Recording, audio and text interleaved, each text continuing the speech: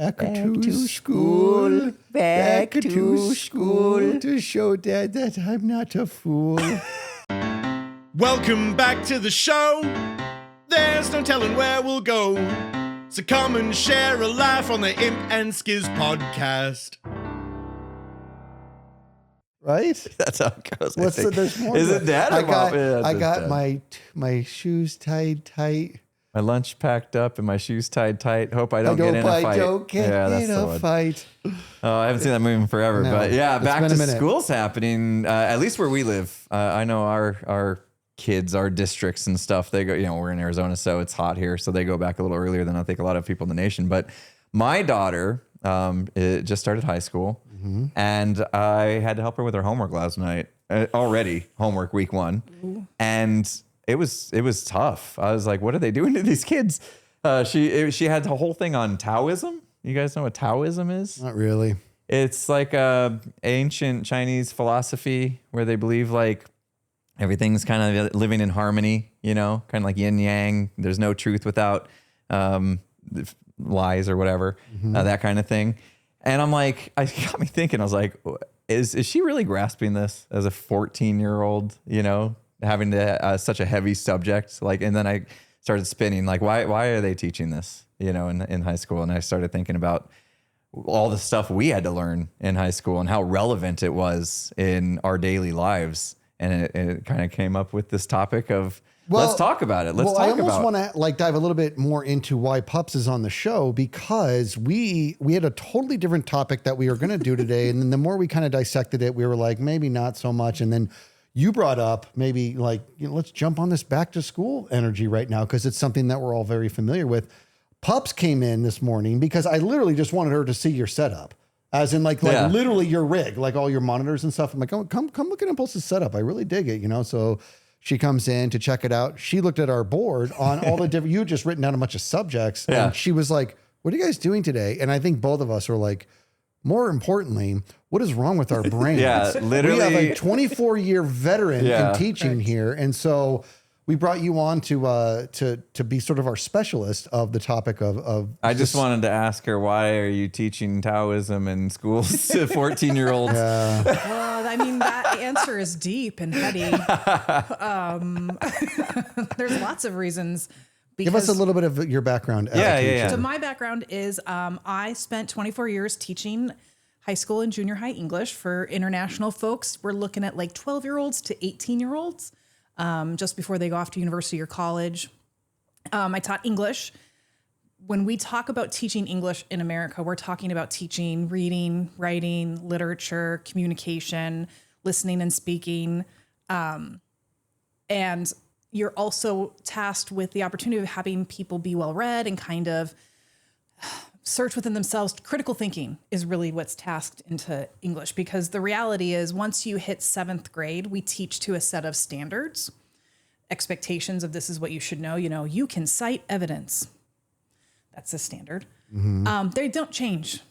They get a little bit more complex, but you're talking now about like, instead of... The standards don't change, you're saying? The standards don't change. They just get a little bit more complex in what you're asking a kid to do. Okay. So rather than just writing a simple compound sentence and a compound complex sentence, now you're asking them to purposefully analyze why somebody might use a simple sentence here and how that impacts the audience as you get older, right? So for me, it was just adjusting where I was to my kids and where I thought they needed to progress through the year. And especially like I got to the point where I was like, well, what are your goals in life? Like, where do you want to go? Where do you think you want to be? And you kind of adjust from there. You also have to give them literature that's supposed to help them, build empathy for the humanity. You're also tasked with giving context, because in order to discuss a book you're reading, you actually have to understand what was going on during that time period, which kind of goes into like, okay, how is your daughter supposed to be reading probably something she's going to read in English this year without understanding some of the basic world religions? Yeah. And they probably think that it's a good intro to world history because, some things in world history are not very interesting, but religion might be, you know what I mean? Or the idea of what she might think about it. And that's kind of when you get into history, they're less now about memorization and more about concept and more about building empathy, because I think that's something in humanity we struggle with. Like, do these people understand that when they do this, it hurts somebody's real feelings, not a pretend person on the other side of the box? And so that's kind of what I've been doing. I've been in leadership, I've coached, I've worked with newer teachers to grumpy older teachers who wanted to leave. I have at one point in time taught an algebra class because they needed somebody to do it. I have hopped in and helped with chemistry. I don't do physics. I tell them straight off the bat.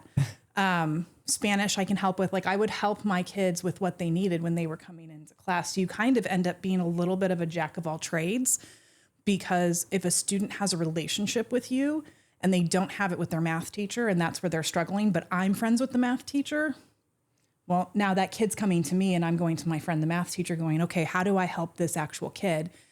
Because that is another situation we're All right, seeing. let's stop right there for a second. So that was a level of collaboration among the staff that is pretty impressive. How prevalent is that? Is that a normal practice, or are you kind of an outlier here? So for me, it's a normal practice, but you have to remember that when I started teaching, that is how I was kind of brought in.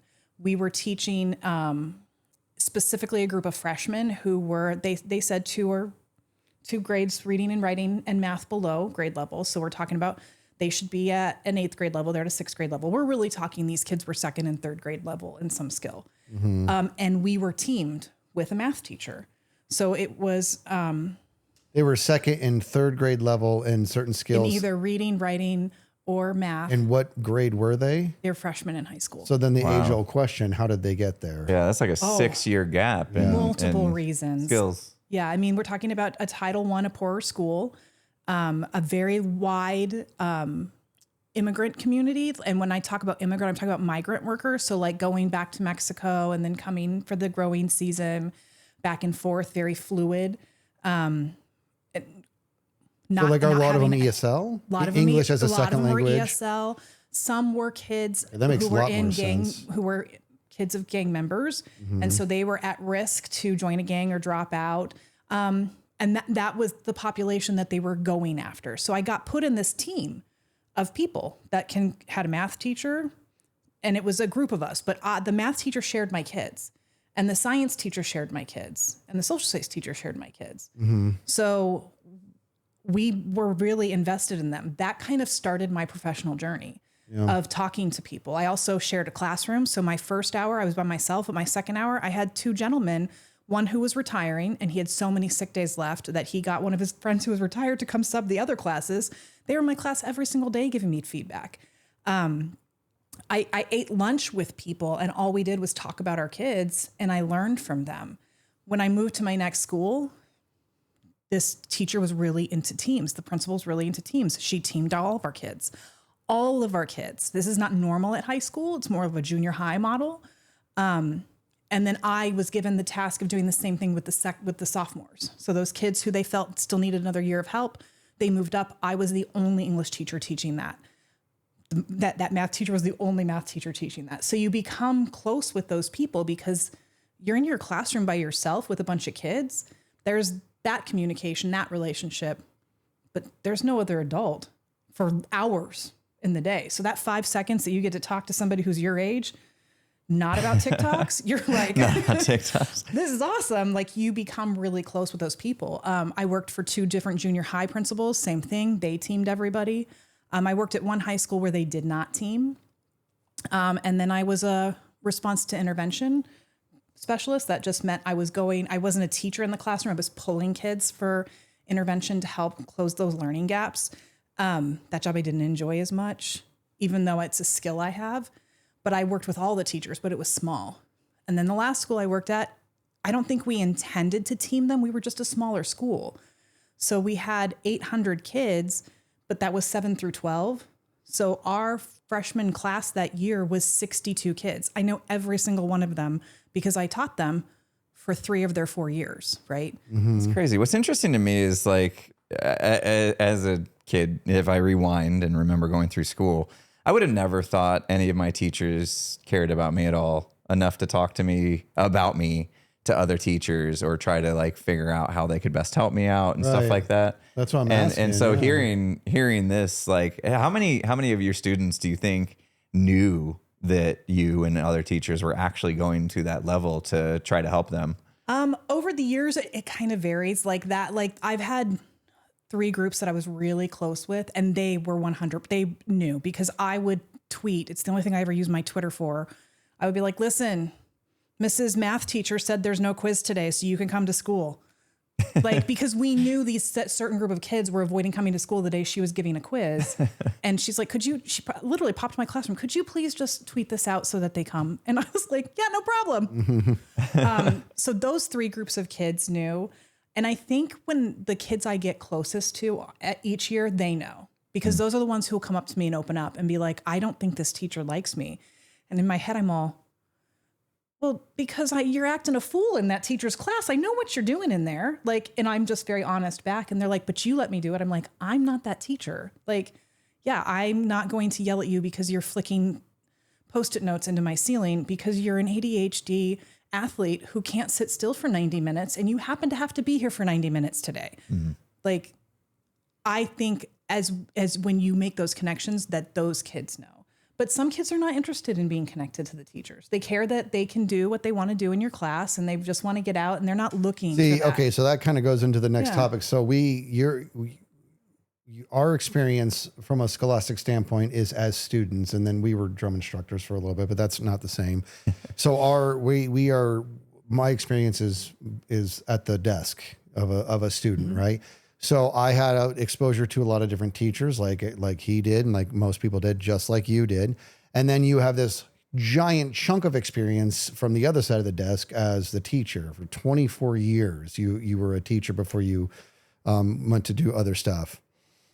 My experience is if I had to just pick 10 random teachers out of my history, I would say one of them I had a genuine connection with.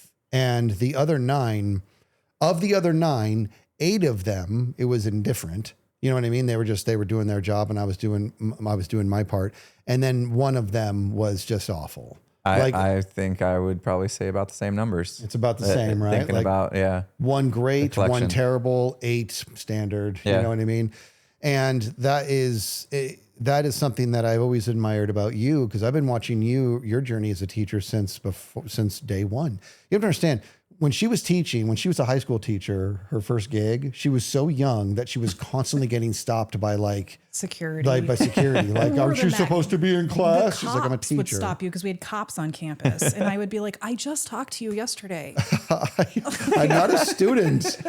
And so that's what I'm saying. I've been watching your journey. And one thing that I've admired, and I'm not trying to get husband points here, but I've told this to you behind closed doors many times, is that after all those years, you never lost your passion as a teacher from a teaching standpoint in regards to wanting to impart knowledge and proliferate wisdom and connect with the student base. Like, that was consistent from day one as it was 24 years later. The thing that changed was the climate change. It's a very different world that we live in. And I mean, him and I were able to see it as drum instructors in a span of just a handful of years. You know what I mean? And it was insane. So what you've been dealing with, I don't understand, because we literally have the entitled raising people to be entitled. And it's not all of them. It's not. It's really not. It's not all of them. It's not, but it's definitely noticeably different than it was 20 plus years ago. And somehow through all that, you kept your passion for the students. So were you inspired by like when you were young? And when did you know you wanted to be a teacher? What kind of teachers inspired you? I knew I wanted to be a teacher by the time I was in junior high. Like, nerd. I know. And I'm totally I own that. I love to learn. If that makes me a nerd, then I'm a nerd. But I just love to learn. My grandma was very inspirational to me because she did not have an education. Mm-hmm. And I mean, she did. She graduated high school, but she went to the Salvation Army home. And by that time she was 13 and she had missed a lot of school and there's no gaps there. And she was embarrassed about her lack of math skills, about her inability to spell.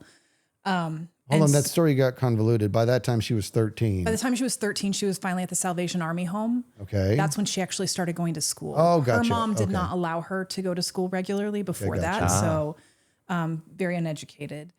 And she would constantly tell us how lucky we were to go to school. Like that's all I heard from somebody who was probably one of the most and pivotal people for me growing up. Just a little sidebar, interesting note. This is the woman we're talking about who witnessed Pearl Harbor. Right. Wow. Witnessed it. She was young. She's 100% Hawaiian. She's very, very young, but she witnessed Pearl Harbor. This woman's life it's fascinating. It's almost, Yeah. I miss her very much. Like she would have been amazing to have on the podcast because it is I don't even want to talk about it because I'm going to start crying because it's one of the hardest lives you've ever heard. Yeah. Like no joke, but carry on. I'm sorry. Sorry. So both my parents also very, very much driven home. Education was important. So with that mindset, and I'm a people pleaser and I'm the oldest and I'm a type A in some aspects of my life, I went to school thinking, well, this is my job. And so I liked being in school. I liked learning. And that usually meant that teachers liked me because I would make eye contact. I would listen to I would engage. You know, if you're up in front of the classroom and you're teaching a bunch of 10-year-olds and only one of them smiling back at you, you like that kid. I don't know how else to put it. You know what I mean? Were you a teacher's pet? I did not tattle on people, but I'm a rule follower. There's a line. No snitching. It's actually quite obnoxious. Yeah. Like I'll be driving. I'm well, yin and yang going on here. Oh, this is with super opposites yin-yang. attract is true, I guess, in your case. I'll be driving. I'm like, I'm just going to go down this road. And she's like, no, you're not supposed to. It says you're not supposed to go down there. I'm like, what says that? She's like, there's a sign right there that says don't enter. I'm like, I understand that. But like, it's like 2 a.m. Yeah, one of the first times I hung out with this guy, he drove his car through a fence in a construction zone. Yeah. So on purpose. Those rules don't apply to him, folks. Yeah. It is crazy that we ended up together. But I want to tell you, because I told you this story the other day, like my high school AP biology teacher tried to hook me up with a prom date. I went to prom with him instead because that guy kept it was her TA and he was like, no. And I was like, it's fine. And I told him, and then mind you, a few weeks later, I'm at community college and that kid's hitting on me in the parking lot. And I was like, you don't even know who I am, my man.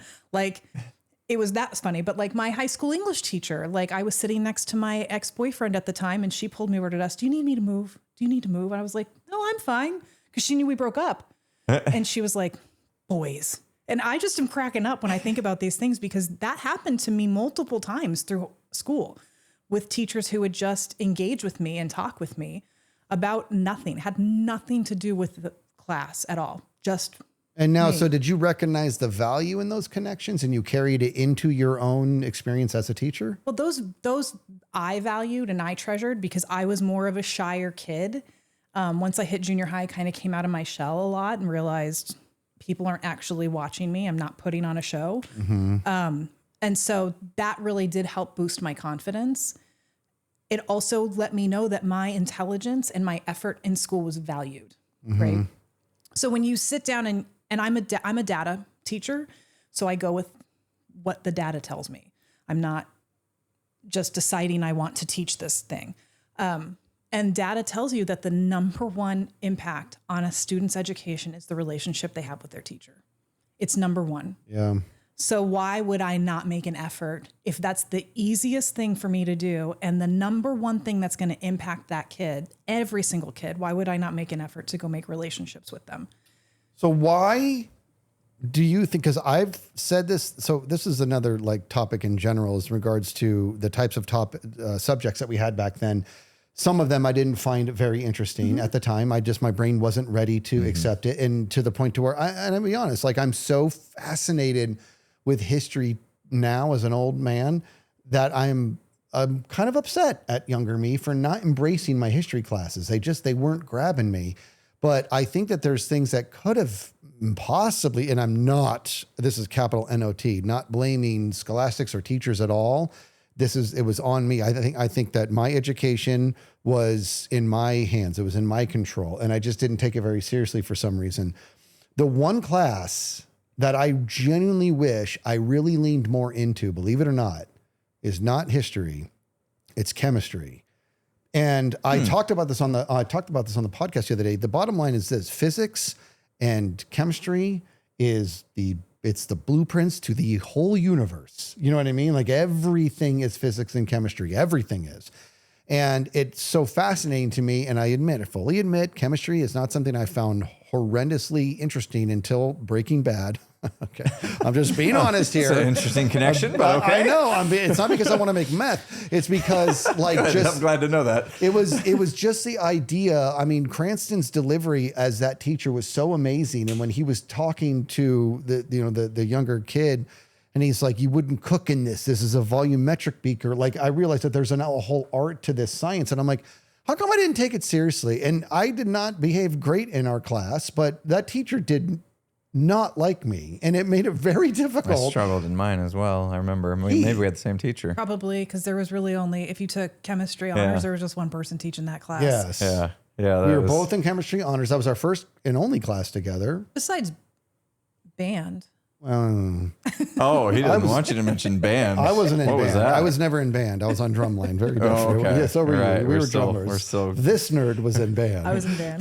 decades later. We're still rolling that one out, huh? Okay. No, but chemistry honors, I admit I didn't find it interesting, but I wonder if it could have been made interesting.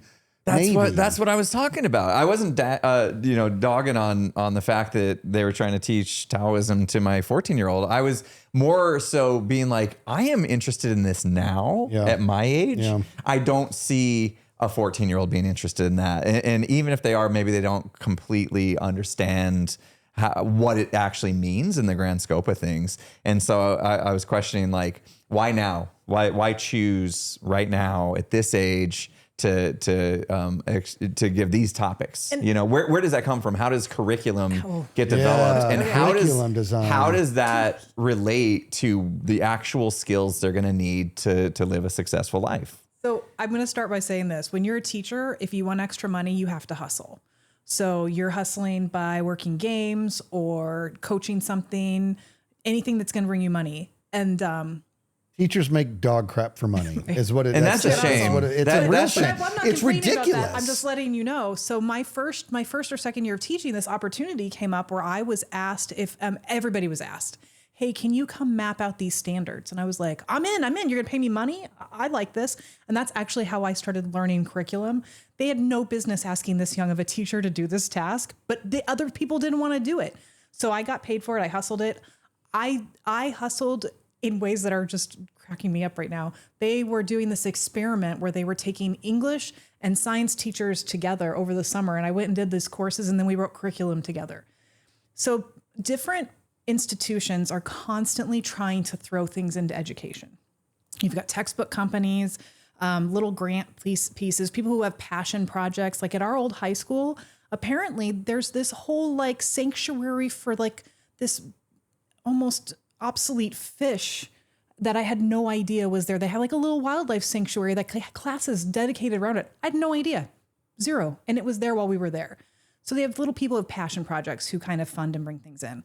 But curriculum ultimately starts with the district, right? The district says, okay, this is what we've decided we want them to learn. Well, you go beyond that. The state kind of says, it's the Department of Education, right? Okay, you're tasked with doing this. Okay, they give that stuff to the district, and the district then breaks it down more and then gives a little bit more autonomy to parents and then to educators. So if I want to read a novel, 3 teachers have to read it. We all have to comment on it, and we have to give all of the things that could possibly be an issue for parents in the district. Then we also have to get parents to read it. Then it has to be on display for 30 days so everybody can go see it. And then the board can vote on it. So the board actually ends up voting on those smaller pieces. So whether it's because it's in the textbook that they adopted, or if maybe it's that group of teachers who has decided this is how we're starting it off, the ultimate thing we're given to begin with is very bland and dry. The student shall cite evidence. Well, what evidence? How am I going to teach that personally when it comes to me? I get to decide that because it's very bland and dry. I have no idea what the standards are, by the way, for social studies.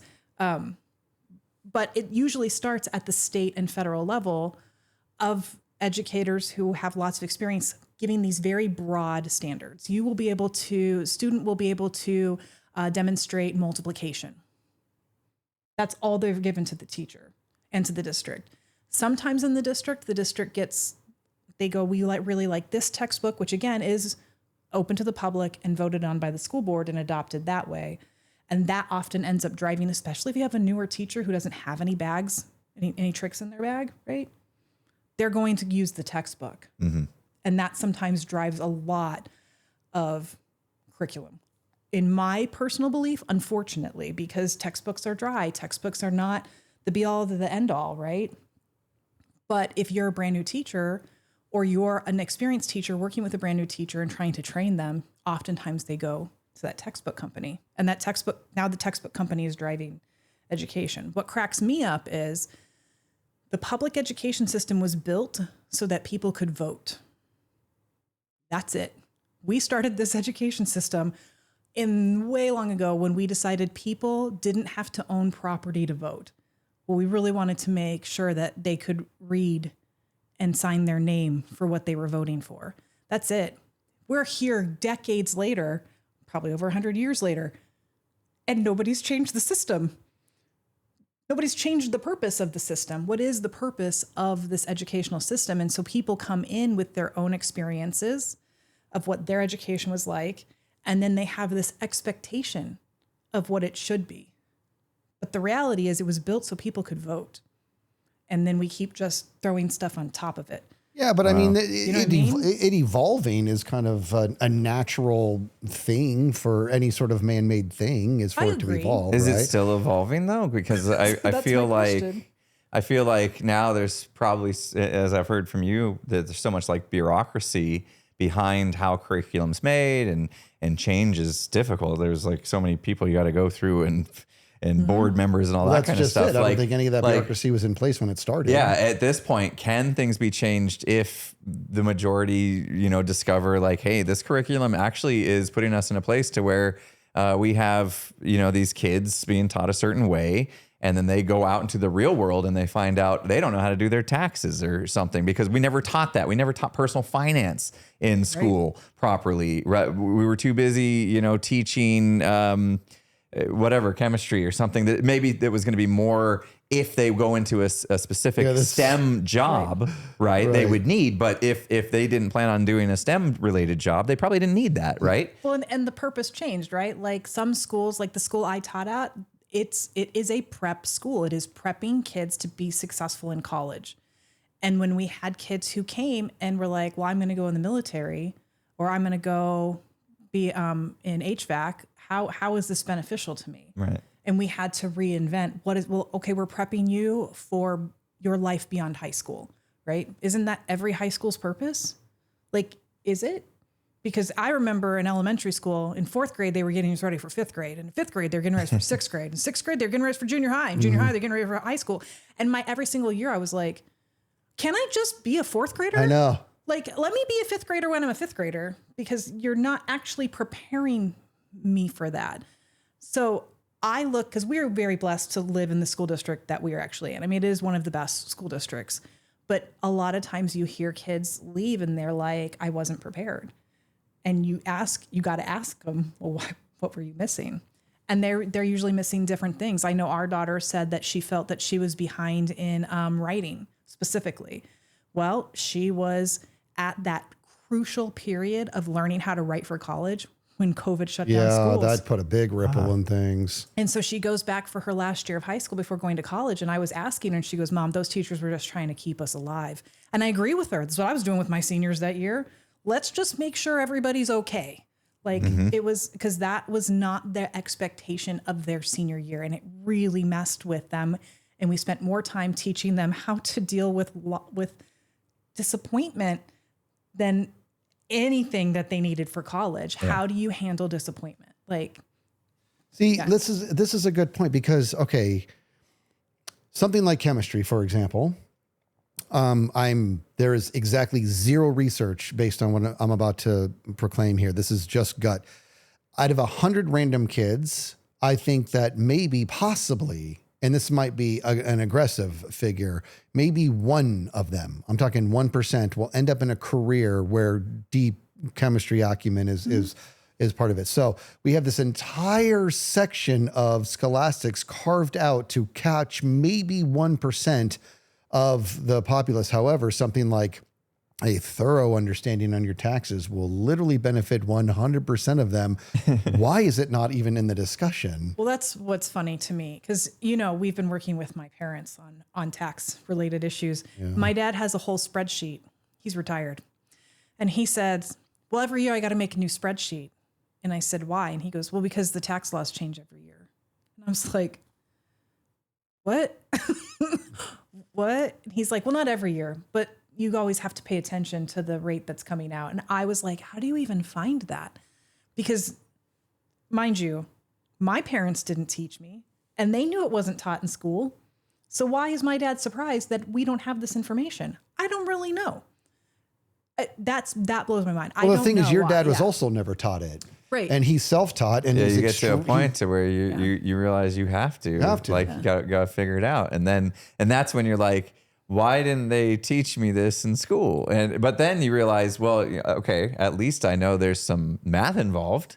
They did teach math in school. That was important. That's why I didn't. But did I need to learn calculus for this? Exactly. No. Right. You know what I mean? So now it's like, okay, so maybe there are certain subjects in school that definitely, like what you're doing with English, right? Like writing and public speaking, I'm assuming, because you probably make the kids get up and give presentations. Like those things are super important. Like you need to be able to communicate properly to other human beings to be successful in this world, I feel. Yep. And so, there are very big subjects in school that are going to help people out throughout life. But then there's also a lot that seem like, why are we taking time over here when there's things that we're just forgetting all about, managing your own finances and, like home economics and things like that are semi-important. Like you need to know how to run your household and take care of all the things in life, juggle, multitask and all that kind of stuff. I learned how to bake a cake. Did you? Yeah. I said home economics. You actually took a home economics course? I'm just now realizing. I know they had it. But I think it was but it's junior probably high. like so different. Cake in junior high. I had to take care of the little egg. Yeah, that was something different. But it was a Same cooking class. It was like a cooking class or something. I had a cooking class, I think, in junior high. I remember baking in there and actually quite enjoying it because I just enjoy, like I'm a kindergarten. But that was like an elective, right? Yeah. Like you true. chose to do that. It wasn't like, I feel like there should be a life preparation class where it teaches you how to adult, because those are things that I really struggle. I want to double down on it. But they don't call it that. But I know, but I think like something, and I want to double down on it because I agree with you. Math should not be an elective. Math is a fundamental. English should not be an elective. I'm just going to say it. I'm on the fence with history, but I think that I have another whole argument there, but I think understanding where we came from as a people is important in regards to knowing where we're going. Chemistry, I see as an elective. Physics, I see as an elective. This is like, let that attract the people whose minds are telling them they want that. Now, it opens up the conversation for how do we properly expose all of the populace to what these options are and get them interested. You make everybody watch Breaking Bad in junior high, you're going to have a lot of people in chemistry, I'm just saying. But then I look at something like taxes and stuff like that. I don't think that should be an elective. This is literally going to benefit, or bookkeeping or whatever, right? Investments. This is going to benefit 100% of the populace. Who will let it benefit them? Right. I understand but that. That's the other part is you got kids who are going, why do I care about taxes? I know. And the only reason these kids come into class and say, school doesn't teach us anything important because why don't they teach us taxes? Are just parroting what they've heard from a newspaper or some other influencer or their parents. But when I actually tried to teach kids taxes, birds could have flown across my room and people would have been more excited. So there's the $1 million thing right there. Yeah. How do you relate like what the kids are learning to the actual, like how this is going to help them in life? Because I was having that last night with my daughter as I was, as I was trying to help her with this Taoism, and I'm and this is I'm actually having a hard time saying it because I learned it was Taoism. I learned it as pronounced Taoism. Anyway, it can be both. I looked it up, and but I had actually gotten into it because I was like in some exercise program where I was on the treadmill and somebody was teaching it, and it just for whatever reason. And I was like, wow, this is really fascinating. And it was helping me like feel more at peace and stuff. And I'm like, oh, this is really cool stuff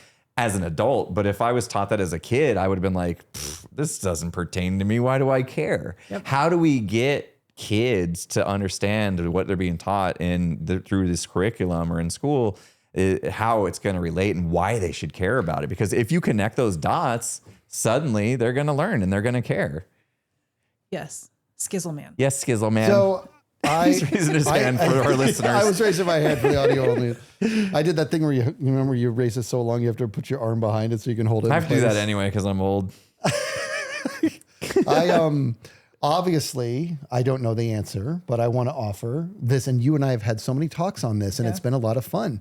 I like for the most part, it feels like teaching or just the scholastic environment has been, I don't even want to use the word static because there has been very concerted efforts to evolve it and make it interesting. And teachers like you are the outliers or trying to connect in different ways. There's been this, I want to say there's been so much done right, in my opinion, in scholastic, so very much. But the question is, how do we refrain from becoming static, and how do we engage on these levels? I think it's time and to introduce a lot more technology and what we're doing. And again, you and I got this bug up my butt. I'm going to tell you something, babe. This is a bummer that you and I started having these topics just as I was burning out in my old career. Because I was back in the day, I was writing papers and I was doing exhibits and I was doing all this stuff because I worked at a Fortune 500 company and the resources were there. So if I had a really good idea, they were funding it, they were backing it, and I was doing things. It was neat. It was neat. You know, they had good systems in place to exercise the minds of their workforce. And you and I just started talking about this at the same time I was burning out. And I'm like, if we had had this talk 5-10 years ago, I would make this a reality, and I would have gotten the funding to bring in proper VR into the school. So now let's unpack that a little bit. When you're younger and you're learning about World War II, for example, you're reading a book and you're seeing an occasional picture of the Arizona having been struck in Pearl Harbor, and you're trying to understand the catalyst, and there's that little still frame, and then the teacher reflects on this date and then that date, and you come home and your parents are like, well, what'd you learn about today? And you're like, well, we're reading about World War II, and you're a little too young to fully understand it. Now let's go into this world I wanted to create, where the kid comes home and you're like, what'd you learn today? And the kid is actually able to say, Dad, I was on Normandy today. I was on Normandy for D-Day. I watched it because VR has brought us there.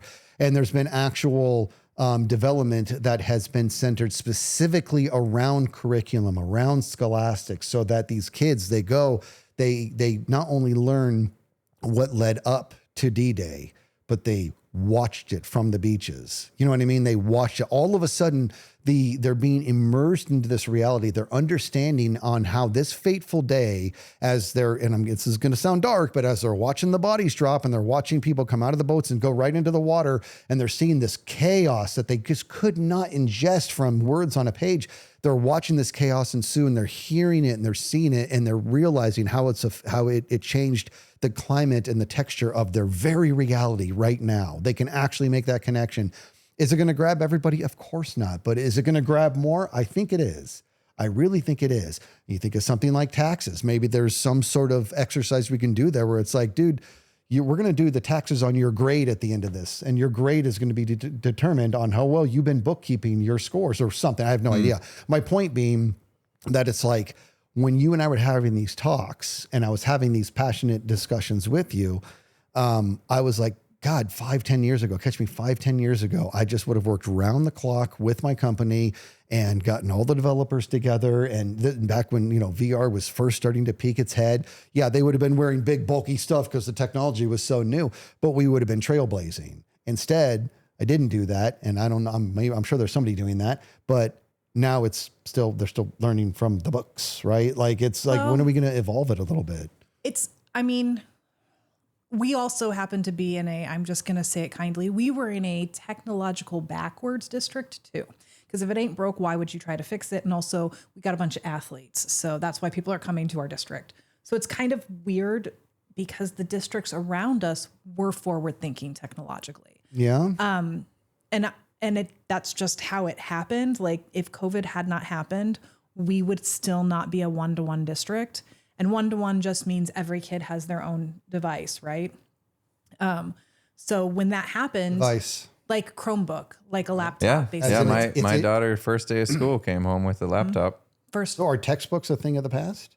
Well, I mean, there are textbooks. As in paper textbooks? There's paper textbooks, and you have them, but you also have access to them online. So it's a digital platform too. And I'm not trying to slow you down, but now seen as it's digital, can I assume that means that it's refreshed more often now? Like more up to date in a way? So you have better resources that you don't have to hunt down. I will say that the companies have done a good job of that. So like I was using the textbook piece. I taught American Lit, and I liked to go chronologically through history because it matched if any of my kids were taking AP US history, because that's an advanced placement, because kids didn't want to take all advanced placement classes. So I might be supporting a kid with the context here. So that's why I did it. But the textbook went chronologically, and I wanted to do something that had to do with the slave ships coming over. And there happened to be this interactive device that the online textbook gave me to use, which was going into this museum and actually like clicking on things and getting close-up views of exhibits that these kids couldn't go to, but they were able to do a field trip to that museum that day to see some of these artifacts. And it was very specific, like this specific exhibit. They were able to interact with the boat. There was like a scene from a movie to do as like an intro grabber. So you have a lot more technology. You just have to figure out how to piece it in. What's interesting is, so they did this whole push, ready? Everybody's got to go on this device. Everybody needs to know how to do the device. We didn't take the time to teach any of these kids how to type, by the way. So, you know, it is what it is. Add that to the list right next to how to do the taxes. Right, like- teach that technology. You're not wrong, dude. That should definitely be. I think You're right. You how and I were to learning. how to use I was computers going to and. ask, We were learning how to does your type. kid type? Or does- No, I think she still hunts and pecks with the two fingers. Seek and destroy, right? Yeah, seek and destroy. Yeah. So they get all of this, and then, you know, kids are all of a sudden they're stressed out, right? They're stressed out. Everybody's upset. Oh, you know what the problem is? The problem is that they're on social media on their cell phones. So we can't have them on their cell phones during school. So we piloted at our school these little pockets. Every kid came in, and I'm like, put your phone in the pocket. She told me about them first day of Put your phone in school. the pocket. That's transformed into, it's a state statute now. That's good. I'm sorry. I'm just going to say it. That's good. Phones are distracting. I went to go substitute the other day, and the principal came on and said, you know, and all are per the state statute. And I was like, when did this become part of the state statute? Okay. I mean, we literally piloted this just a couple of years ago, and it's in the state statute. All cell phones have to be put in the pockets. I didn't have to say anything. As a substitute on the second day of school, I didn't have to say anything to kids. Yeah. They walked in and dropped it in there, period, and like no questions. And I was like, wow. And then nobody had out their laptop. And so I'm like, I go to my teacher friends, I'm like, what is going on? And they said, well, didn't you hear? Research now suggests that it's actually better for kids to write with pen and pencil on paper. And I was like, time out. It depends on the person, I would I'm think. sorry. I feel like I just did a whiplash. And they're like, us too, because we just pushed this education piece, and then we waited to see how it impacted people. And then we went, maybe we went too hard that direction. So let's back it up and I think the truth is the kids found ways to play games on those laptops. I think a lot of them did. At least my 14-year-old has told me, like, there's certain sites that make it through the school firewall that you can play games, and the kids are smart enough to learn. You know, you do this hotkey, and if the teacher comes around the corner, whoop, pulls up another tab that makes it look like you're working. And they probably had enough of that. Well, what's crazy is That's a skill set. I'll tell you that. I would have to pull up my attendance, right, to take attendance, whatever lesson I'm going to teach that's going to go on my screen over here right? I'm working off a laptop with one monitor. And I also need to, on that monitor, pull up every single kid's computer screen so that I can monitor it while I'm supposed to be walking around teaching. Oh, and also creating a relationship. So you can see what they're looking at? Yeah. I can see how many tabs they have open. I can freeze their screen. Did you ever see anybody watching the Big P? You would hope. I just want to know. I just want to know. Did anybody pull that off? I'm just curious. You would hope the schools have that locked down a little better. Well, No, they couldn't get on YouTube. what kind of YouTube are you watching? Corn. Pornography. No, they can't. They can't get. No, I'm just curious because put it this way. he's saying like the kids have gotten It's more than resourcul. that. Did you It's ever more have than that. I hate This the is gonna fact that crack the you Imp up. and Skizz podcast is blocked in know. schools.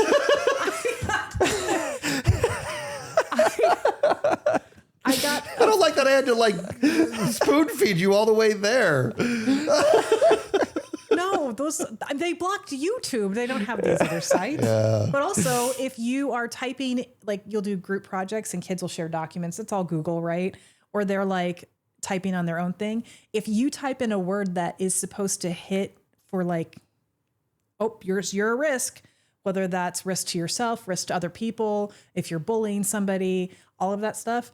Phone call teacher, can you please send Addison to my office, please? Thank you. Oh, Addison, you got to go to the office. Why? I don't know. Because it rings the alarm and whoever's in charge of that thing. So there's so much oversight. Again, the number one thing that impacts a kid's education is the relationship with the teacher. Why am I doing 27 other things? So I stopped. I didn't do those 27 other things. I did stations where I made kids get up and go outside my classroom and actually be interactive with each other and like have to write answers down, because at least they were getting something. And then I did have time to chat with them. Yes, I did stuff with technology and that kind of thing, but I tried to be more in control of that just because I didn't want to have to babysit when I could just enjoy a relationship with these kids. That was more important to me. So I valued that more personally. Whether or not that meant that maybe some kids missed out on some stuff that they would have found interesting in my class, probably, because I was more interested in doing that. Well, you just subbed a couple classes. You've been out of the game for a while now, but you just subbed a couple classes. Tell us a little bit about, from a nostalgia standpoint, what did you experience? Well, I'm going to talk about what I missed. It was really awesome to walk on campus and see like colleagues and friends, like to be like have a teacher come run up to me and give me a huge hug, have a kid. I went into the gym to see the cheerleaders, and one of my former cheerleaders is coaching, and then one of my former coaches is coaching, and they were thrilled to see me. So they came up to hug me, but so did the girls on the mat that I was able to coach as freshmen, and now they're juniors. And then going in the classroom and just like the first couple weeks of school, you have to take attendance and you actually have to like count the people in your class. Well, if you're a substitute, you might not know that. I know that because they're trying to get the 10-day count and drop people off rosters. I also know they're just going to bop people around. So like this kid will walk in and be like, hi, I'm new to your roster. And I'm like, hi, I'm not the teacher. So that was kind of fun, but it was getting the like lay of the class, like knowing, and this teacher's off at a wedding and I'm like, oh, her first hour class. There's some spice in there, but she's going to have to like pull it out of them because they just want to do their work and take a nap. Mm. It's 7 a.m. So, I'll forgive them, but like they needed me to bring the energy. Second hour walked in and they were spicy, like spicy kids. Hello, how are you? Want to know all about me? Chit chat. They want to get their work done so that they can chit chat. That I miss, getting to know what kind of people I was going to have in each class and how I might cater my instruction to their group dynamics and also to them individually. That I missed because I could immediately see what I would do with the different classes during the day. Do you remember in school, substitute teachers always like got treated so poorly? I don't remember that. Like it felt like anytime there was a substitute teacher that walked in the class, like the whole class is just like, devious. We're going to see if we can make this one cry today. You know what I mean? Like I always felt terrible for substitute teachers.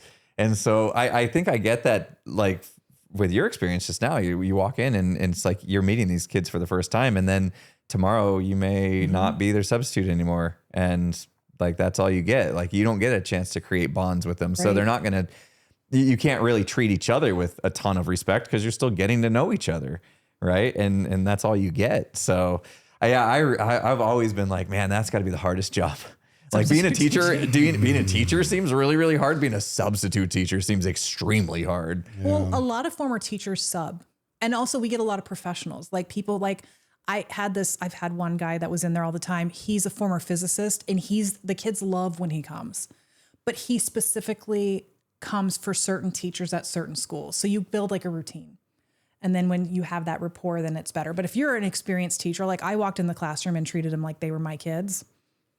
And they responded like they were my students. Good. Yeah. Yeah. I wonder if maybe it's just kind of the same thing. It's like, okay, we remember having like one really good, one really bad. And then the rest were just kind of like almost not memorable, like teachers. It might be the same way with like substitutes, right? Like you're obviously at the top of the echelon there. And so, I guess if you're in the middle or towards the bottom, you're going to get treated not as well. Well, my kids would come and be like, do not let that person come back. I was like, noted. Thank you. Why should I not let this person come back? And the kids just outed.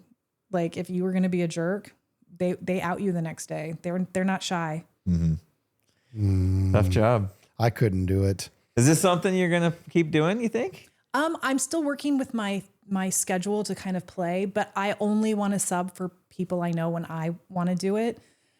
And he's on a whole new fun journey right now. Yeah. In fact, you're a handful of hours away from shadowing a fitness class that you're now certified and you're going to be shadowing and full on coaching next week. I'll probably coach the first half of the class today.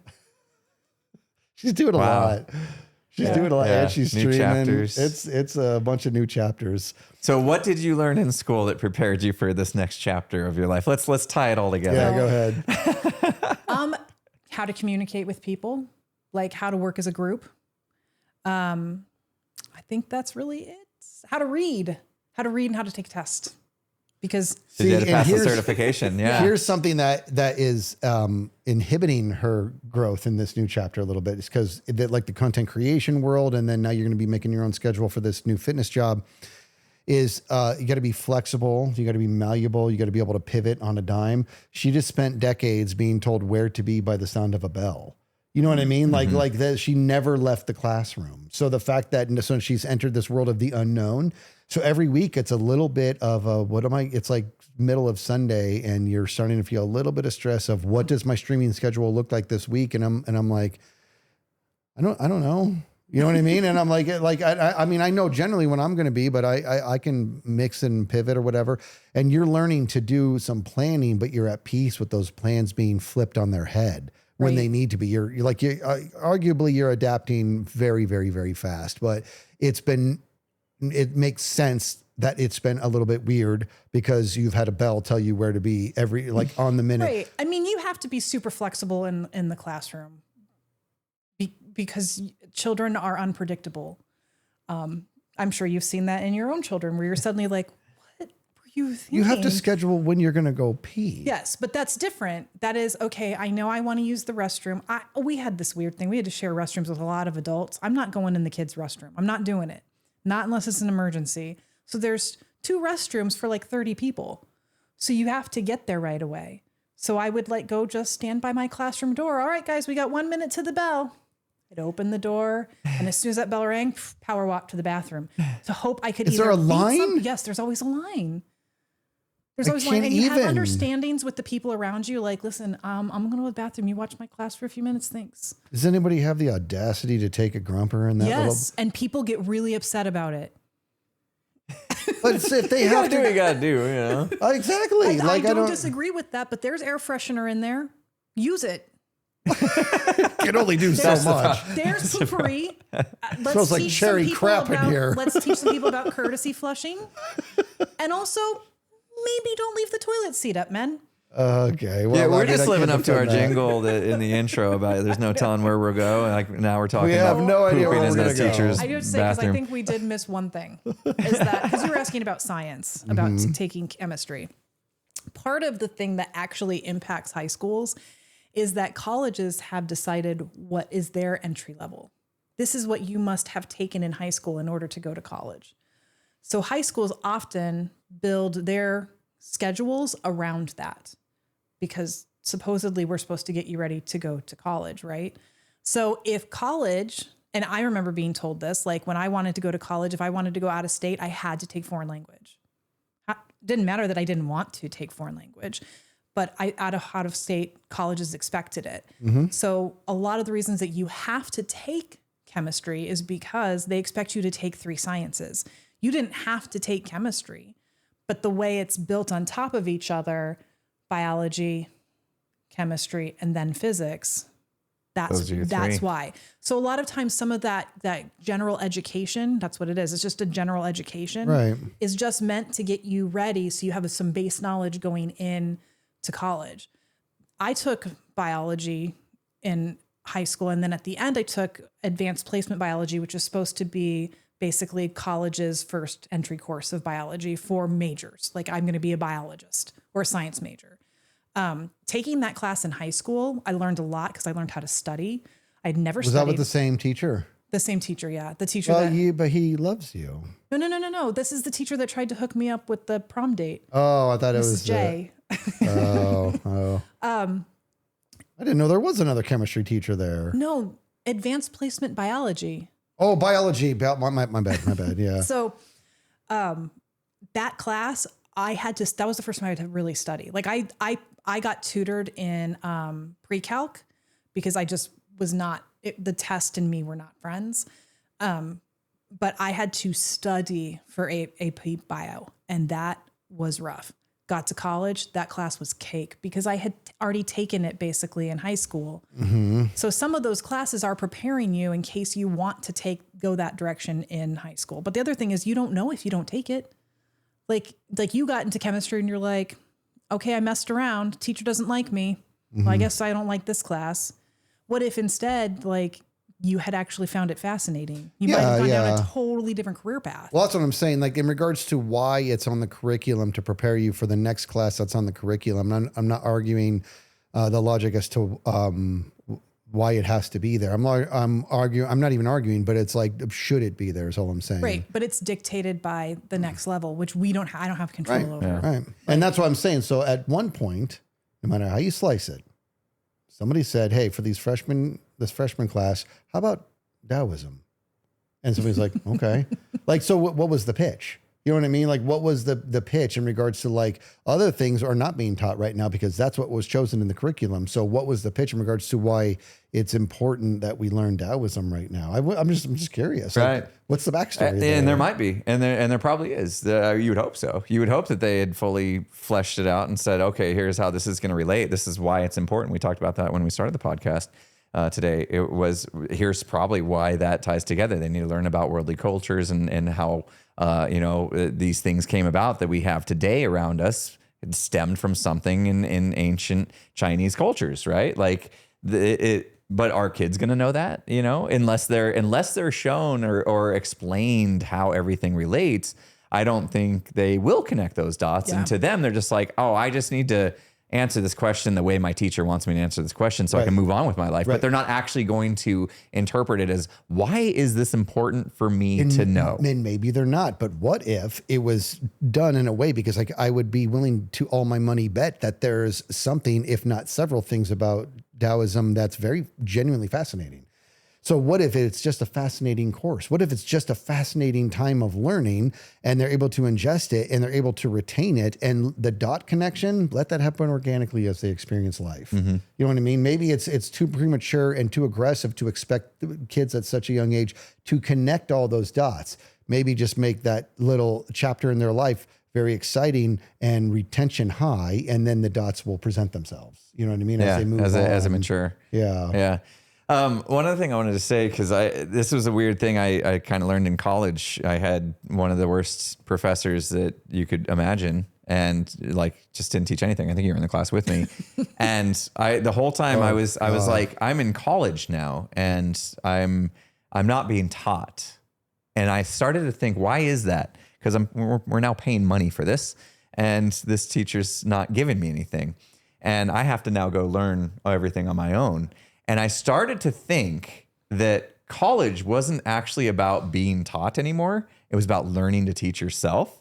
And that was the whole experience. In our specific field, yeah. Yeah, and that was probably wrong at the time, but I remember justifying that. Like, this teacher was so bad, I justified them being bad as this is the college's way of telling me it's time to grow up and figure out how to learn on your own, because that's what life is. Yep. And I put that in my own head, and I gave the teacher kind of a pass in my brain, because honestly, it led to that. I went out and I taught myself how to, I think it was Java, how to code in Java. I think that was the teacher. And I taught myself Java, and I was like, oh, okay. All right, cool. Well, now I know how to go find my own resources when I need to. I know how to learn how to learn, Oh my gosh, yes. I think there's a balance, though. I think I agree with you. I do. I think there's a balance, and because we had professors who actually did teach. Yeah, and they had some also, great ones. They were great, and they didn't inhibit our ability to go learn on our own. This happens to be a professor that you gave him far more grace than I do. This was a professor that had zero business being in front of a classroom, and so the byproduct was people like us who are resilient went and taught ourselves so we could pass, and other students who just failed. Were like, well, you know what? I Or didn't really dropped out. want to be here to begin with. You know what I mean? Yeah. So this really sucks. Yeah. It's just funny because my dad is the font of wisdom, and he used to say, it's a game. It's a game. And you just got to figure out how to win the game. And I was like, this shouldn't be a game. This is important. Like, because that's how passionate I was about learning. He's like, no, it's just a game. Go in. You want this person wants that. Give them what they want so you can get what you want. Just a game. And the amount of times I have said that to students or our own children when they're so frustrated with a teacher. Mm-hmm. And I'm like, it's a game. I understand that what you desire is the A and you wish they would give it to you in this fashion. That's not the game. The game is giving this person what they want so that they will give you what you want. And I don't want to be that kind of person in life. You know what I mean? And that's not that cut and dry. Yeah. It's No, not. And sometimes it is. you understand how your dad and I are like very close friends. Yes.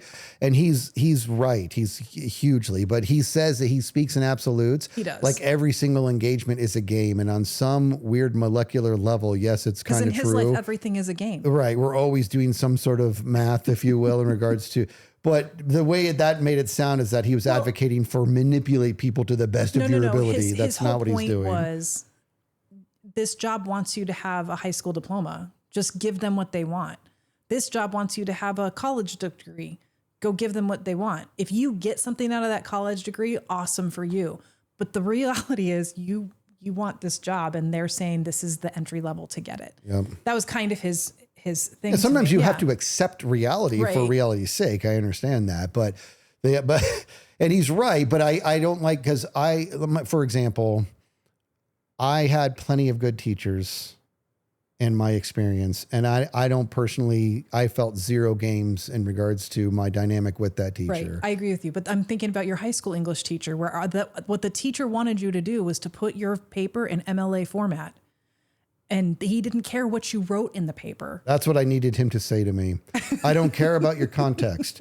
I am not going to read what you guys are actually writing. When you turn a paper in, I'm not reading it. I'm looking to see if the indents are correct. I don't care about the argument or how it's worded, how compelling it is. This is not a creative or persuasive writing course. I care about, can you do the right font Structure. and your margins. If he had said that, I'd been like, oh, okay, thank you for making your expectations clear. I'm going to focus on that.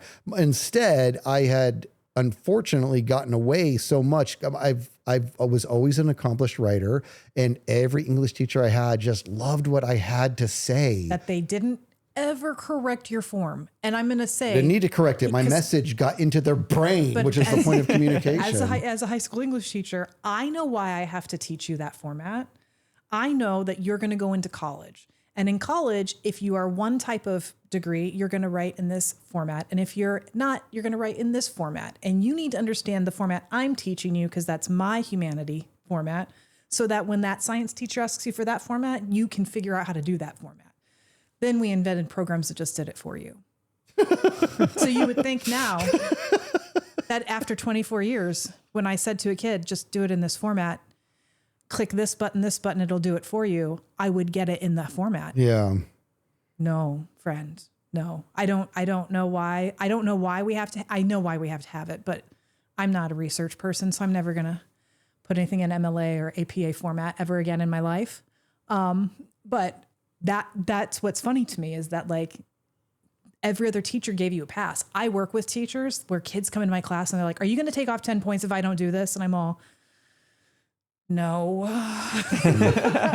but I'm supposed to. Like, I wish he had just said, guys, I'm not going to read this. Just follow the indents and the font size and you're going to get an A. Because a buddy of mine who sat right next to me, and I love him very dearly, but like when I would read his papers, it was like they were written through the cognition of a drunk mouse. Like there was no point, no point being made. There was no flow. There was nothing compelling. It was the most boring stuff. He would get an A+, and I would write things that I would have.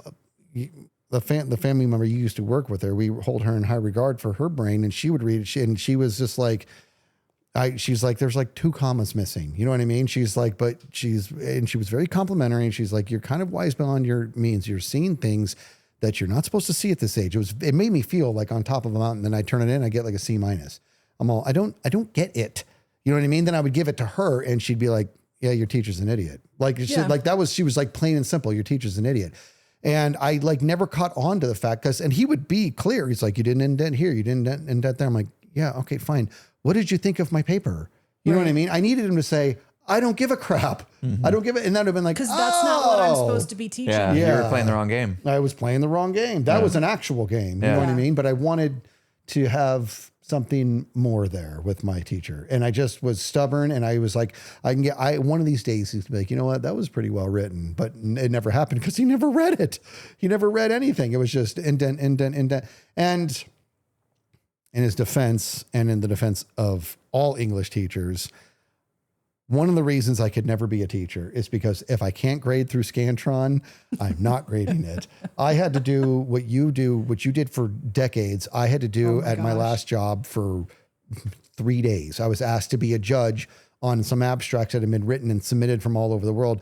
My job was 75 abstracts I had to write and I had to give an assessment on. And this was going to determine whether or not the person who wrote it was going to get an opportunity to go do an exhibit and all this.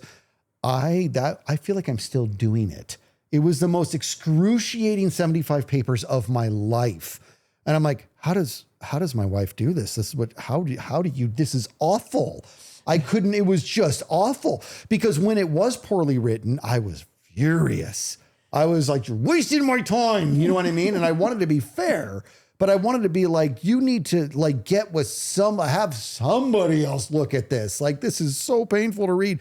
And then some were really well written and they kind of captured my heart or whatever. And I'm like, I'm not the guy for the job here. They asked me to do it because I had written 2 papers in the past that both got the cut and I was sent on trips to go do this. They're like, you would be a good assessment of these papers. Turns out, no, I'm not. That was miserable. Well, you were a good assessment of that paper because you could say no. I mean, you could say no, that's not good.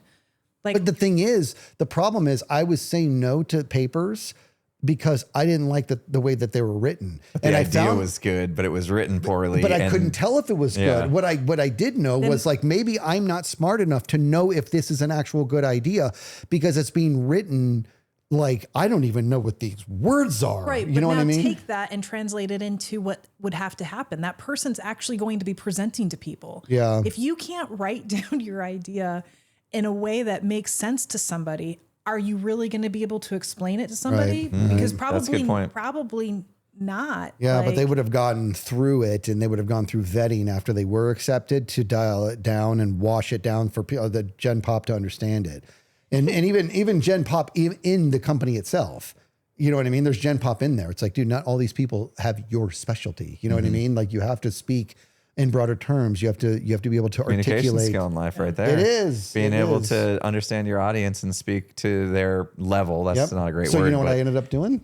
I ended up putting on a little seminar, class. a little seminar in my own organization on how to write a paper. Like literally it was on how to write a paper. I did a seminar specifically on that for people who were interested. And I brought them through the journey of like, when you were writing this, you need the reader to capture, why does this belong? Why does this belong at this exhibit? What is different about it? What is the journey that you're taking people through? Why is tomorrow better because we said yes to this? Like, you need all those questions to be asked, you know what I mean? And then I gave them the ins and outs, like don't use specifics and stuff, but in terms of how to write a paper. And it turned out to be a kind of a fun little class. And then what that turned into was I was the peer approver, if you will, for every paper that was written in my organization. I'm like, why'd I do this to myself? But it was, honestly, it was good, but you're right. You gotta play the game sometimes. And I just didn't want to. I don't want to play the game. I want to connect. Or at least be told what game you're playing. Or at least tell me. That, that's helpful too. Skizz, Yeah. I'm not going to read whatever garbage you're writing because I don't care. Just indent correctly and do right font size and you'll get your A, buddy. Yeah. Right. But that's, I think, part of the problem in education is that we teach some teachers to be like that. And then we give the freedom to other teachers to be different. It's hard because, like, at the end of the day, when you walk in that classroom, that's your classroom. So like, you're doing what you feel obligated to do. Yeah. There's a reason I don't teach science or math. Like, no, friend, I couldn't do that. Like, there's too much pressure on those people. There's so much they have to get through so quickly. And most of the kids in their class don't want to be there because it's science and math. Like, at least kids come in my class, they're like, listen, I don't like to read or write. I'm all, cool, we're still going to have fun. Like, because that's what I'm going to do with you. When you go into math class and you don't like or understand math,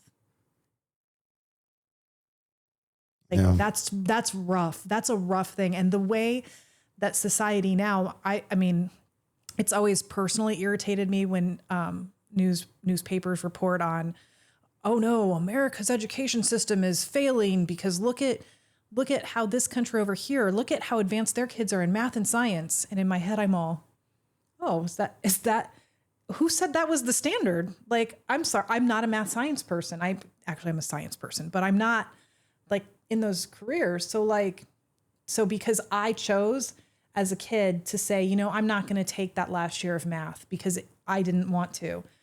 And so maybe that's why we scored less. Now suddenly the US is in decline in education. What in the world is going on? Are you paying attention to anything else? Because you're also comparing us to countries that are not diverse culturally, that are not diverse ethnically. They're not. So they're not having to overcome that thing. When you got kids from all backgrounds, and the school I taught at had the most amount of languages spoken on campus. The most amount of languages. So it's more like, I have kids who are fluent in Farsi, Hebrew, Spanish, Portuguese, like Mandarin, like blow your mind. Like, this is what their first language is. And they're sitting in my class, cultures all over the place. And we have to teach you how to be a unified group. Like, that's a totally different experience than if you go to a school at a different country that doesn't have that to overcome. Yeah. Very, very different waters to navigate. Yeah. Why are we comparing math and science? And also, for all parents out there, if your kid doesn't want to go in math and science, don't make them. Like, not to be mean, but like, we have parents who would call and be like, you don't understand, my freshman needs to take calculus right now or they're behind. And you're like, freshmen should be taking algebra or geometry, and we have kids coming in above that. And you wonder why when I ask a class of kids, so what do you guys do for fun? And it's crickets. Mm-hmm. And I'm like, maybe I should look at your schedules first. Mm-hmm. Then I'll find out what you do for fun. So you miss the kids? Miss the kids. I don't think you miss the parents very much. There are some parents that I like. I just had some pretty rough experiences. Yeah. I do. This is what I don't miss about parents. We all went to school. All of us did. After I got out of high school, I went in to learn how to teach high school. And I have parents who would walk in and say things to me like, you know there's scholarships for this, right? Me? You're asking me if I know there's scholarships. Like, it was so insulting. Mm-hmm. Oh, we have an extra guest today. We are wrapping up. We're about done. What was the question? She's got some groceries to bring in to the the Oh, office. we'll wrap up. Yeah, my wife just walked in with a whole bunch of stuff to put in the fridge in here, and she didn't realize we were still recording the podcast. That's funny. She's like, I'm in the way. Yeah. But yeah, I just real quickly want to tie everything together because we did a lot of talking about, connecting dots. How does curriculum affect kids and things like that? And I think as a parent, watching my kid try to do her homework and try to understand not just how to play the game. I think more importantly for me is to try to connect those dots on how it makes sense that this is going to matter for her in the long term. Like that I feel like that as a parent could be one of your best roles. Yeah. To maybe help them see what game they're playing, but also to try to get them excited about what they're learning because they don't quite understand how that's going to relate to what could be useful in the rest of their life. Well, hats off to any teachers who are listening because, as you know, Pups, I have a giant respect for teachers. I married one for the love of God, and hearing all of your stories is huge. And I said earlier that I think you guys don't get paid well, and I'm really talking about in regards to when it's related to what you provide for civilization. It just feels like it's just not appropriate pay, but that might just be an Arizona thing. I will say in other parts of the country, it is harder to get into teaching jobs. They do not have a teacher shortage. We see a lot of those teachers come here because they can't work in their hometowns. So there's more demand there, which would argue that they're paid better there. There's more demand here. Or more demand here, because which would we are argue in shortage. We're not paying yeah. them very well at all, but you can't get in over there because they are paid well and they're staying there. They're not leaving. Also, when you leave a state as a teacher because you're paid by the state government, your retirement starts back to the beginning. And also so do your years of experience often. Usually districts will not give you more than 10 years of experience. So if you have 24 years of moving up the pay scale and then you move, you've just lost 14 years of experience. You move states, you're starting day zero for your retirement. Which is just a different situation. It's why you see teachers stay in districts and it's why you see teachers get burned out. Yeah. Because the district just raises the temperature a little by little. And that is indicated by them trying to please their base, which is their parents and their kids. I understand the process. I just sometimes think that the decision-making people should have come just out of the classroom. At least have somebody still in the classroom that they trust that they can listen to, because you would get a different feedback for some of these policies that come through. Maybe there's some teachers watching this or listening to this that I would love to hear their opinion on all this conversation. Yeah, because everybody's different. Yeah. My colleagues, my former principals, my former parents and students, they definitely shaped my opinions. But I don't necessarily think I speak for them because I think everybody feels very passionately and personally about education and about learning, and especially how it impacts kids and how it impacts just the community. And I think people are entitled to those feelings. Absolutely. I think that's what makes us amazing. Well, thank you for pivoting and popping in at the 11th hour here. No problem. This is you woke up this morning not knowing. No, I walked the dogs and went to the gym. Yeah, if I literally didn't say come in and look at his setup, I want you to see his setup that we wouldn't. So I'm really glad that More we than did that, this. Goob was like, "Are you going to go to the store now?" And I said, "Why? Do you have a workout?" Yeah. I'm like, "Yeah, I'll just drop your dad off. It's fine." Yeah, that's true. That's true. You dropped me off. Jeez. So thanks for joining us. Thank you. This It's been awesome. One. Yeah, perfect person to have on to talk about. I mean, we were planning on talking about education, and we're like, how could we not have her what on? The heck are we thinking? An expert in the field for 24 plus years now. So yeah, thank you. Thank you guys. I appreciate it, and I appreciate talking about something I'm still so passionate about. Yeah, definitely are. Well, All right. we will see you guys next time.